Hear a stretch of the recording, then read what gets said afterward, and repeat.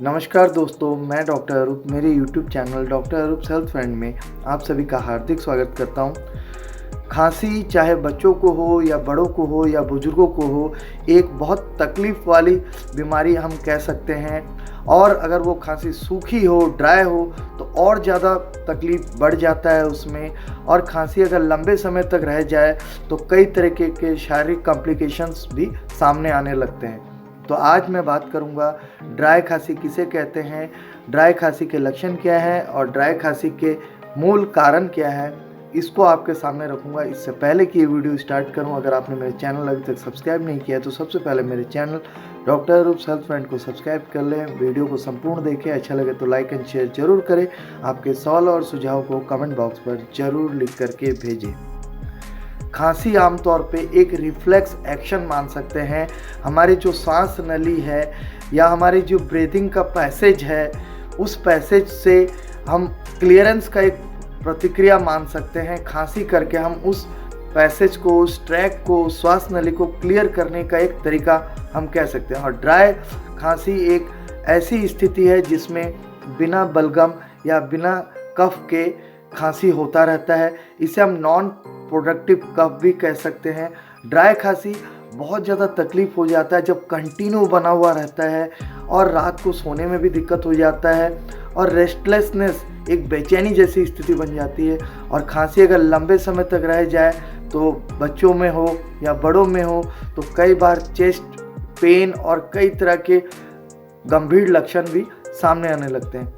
आमतौर पे ड्राई खांसी के साथ रहने वाले लक्षणों में रनी नोज, नाक से पानी आना, नेज़ल कंजेशन, नाक कई बार बंद हो जाता है, छींकें आने लगती हैं, वाटरी आइज हो सकता है, आंखों से पानी निकल सकता है। कई बार ऐसी स्थिति आ जाती है कि चेस्ट में पेन हो जा रहा है खांसते खांसते, ब्रीदिंग डिफ़िकल्टी हो सकता है, नेज़ल ड्रिप की स्थिति आ सकती है जिसे पीएनडी भी कहते हैं, पोस्ट नेज़ल ड्रिप भी कहते हैं। और व्हीजिंग साउंड भी आ सकता है, हल्का हल्का चेस्ट में साउंड आ सकता है, घरघराहट महसूस हो सकता है और उसके साथ साथ हार्ट बर्न की स्थिति भी पैदा हो सकती है, हेडेक भी बन सकता है। अब मैं सूखे खांसी के मूल कारणों के बारे में जानकारी दूंगा। बहुत लोगों को ऐसा लगता है कि खांसी का मतलब है किसी भी मेडिकल शॉप में जा कर के कोई भी कफ सिरप उठा लो या खांसी का सिरप उठा लो तो खांसी ठीक हो जाएगा। ऐसा बिल्कुल भी नहीं है, क्योंकि खांसी अपने आप में अन्य रोगों या अन्य कारणों के ऊपर डिपेंड करता है।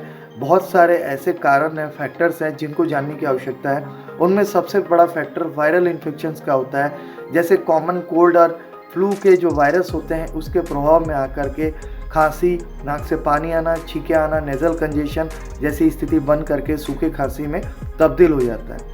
दूसरा महत्वपूर्ण कारण अपर रेस्पिरेटरी ट्रैक्ट इन्फेक्शन है, जो वायरस के इन्फेक्शन से भी या बैक्टीरिया के इन्फेक्शन से भी संबंधित है। इसके वजह से भी सूखी खांसी बन जाता है। अस्थमा एक इन्फ्लेमेटरी डिजीज़ है, एक ऐसी डिजीज़ है जो श्वास नली को इन्फेक्टेड करके, संक्रमित करके सूखी खांसी पैदा कर सकता है। ब्रोंकाइटिस की स्थिति में भी, जिसमें हमारी जो ब्रोंकियल ट्यूब्स हैं जिसके माध्यम से ट्रेचिया से होते हुए लंग्स तक जो ऑक्सीजन पहुंचता है, उसमें अगर इन्फेक्शन हो जाए, उसमें संक्रमण हो जाए तो कई बार ब्रोंकाइटिस के साथ साथ सूखी खांसी बन सकता है। पीएनडी की स्थिति में, पोस्ट नेज़ल ड्रिप की स्थिति में भी सूखी खांसी बन सकता है, जिसमें नाक के पिछले हिस्से से आपको जुकाम जो है ड्रॉप गले तक जा कर के पहुँच करके गले में इरिटेशन बन करके, खिचखिचाहट पैदा करके खांसी सूखीपन में तब्दील हो सकता है और लंबे समय तक सूखी खांसी आ सकता है। एलर्जिक राइनाइटिस के पेशेंट्स को भी कई बार पोलन वगैरह से संपर्क में आ करके भी इस प्रकार के स्थिति बन सकता है जो सूखी खांसी पैदा कर सकते हैं। कोविड-19 के प्रभाव में भी आ करके काफ़ी सारे लोगों को सूखी खांसी का दौरा पड़ चुका है। और कोविड-19 के अगर वायरस वाले इलाके में या प्रिवेलेंस वाले इलाके में है तब भी कई बार बहुत सारे लोगों को सूखी खांसी बन सकता है। GERD जो गैस्ट्रोएसोफेगल रिफ्लक्स डिसऑर्डर है, जिसमें स्टमक एसिड गले के फूड पाइप तक अगर आने लग जाए तो इन्फेक्शन गले में होकर के सूखी खांसी में तब्दील हो सकता है। एयर पोल्यूशन एक बहुत बड़ा कारण है सूखे खांसी का, जिसमें डस्ट भी है, स्मोक, धुआं भी है और इसके साथ साथ कोई ऐसे इंडस्ट्रियल जो पॉल्यूटेंट्स हैं उनके प्रभाव में भी आ करके भी कई बार सूखी खांसी बन सकता है। इसके साथ साथ ओवर एक्सर्शन या साइकोलॉजिकल कंडीशन, ज़्यादा स्ट्रेस, तनाव को भी कारण माना जाता है सूखी खांसी का। एक महत्वपूर्ण जानकारी मैं दूंगा, लंग फाइब्रोसिस या लंग कैंसर या हार्ट फेलियर के पेशेंट्स में भी खांसी एक टेंडेंसी सूखी खांसी का लंबे समय से रह सकता है।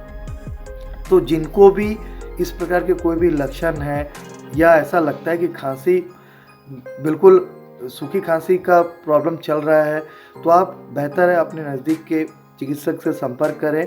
वो उचित कारणों को पता करके जो भी टेस्ट उनको करवाना होगा उसके माध्यम से जो भी दवाई आपको देंगे, जितने दिन भी देंगे, आप उसको प्रॉपरली फॉलो अप करें, जिससे आप बिल्कुल हेल्दी होकर के खांसी मुक्त ज़िंदगी का आनंद ले सकते हैं। क्योंकि खांसी सिर्फ लंग्स या थ्रोट या चेस्ट को तकलीफ नहीं पहुंचाती, इसके साथ साथ खांसी के वजह से कई बार शरीर में खाने पीने की चीज़ों का, पौष्टिक चीज़ों को खाते हुए भी शरीर आगे नहीं बढ़ता, ग्रोथ नहीं होता और डेवलपमेंट में रुकावट आ जाता है। तो मैं उम्मीद करता हूँ इस वीडियो में दी गई जानकारी आपके लिए काफ़ी हेल्पफुल रहेगा। इसी प्रकार के कोई भी स्वास्थ्य संबंधी जानकारी या चिकित्सा हेतु अगर आप मुझसे प्रत्यक्ष मिलना चाहते हैं तो मेरे तीनों क्लिनिक्स का एड्रेस और मेरा व्हाट्सएप नंबर यूट्यूब के डिस्क्रिप्शन बॉक्स में दिया हुआ है, आप वहां से भी मुझ तक संपर्क कर सकते हैं।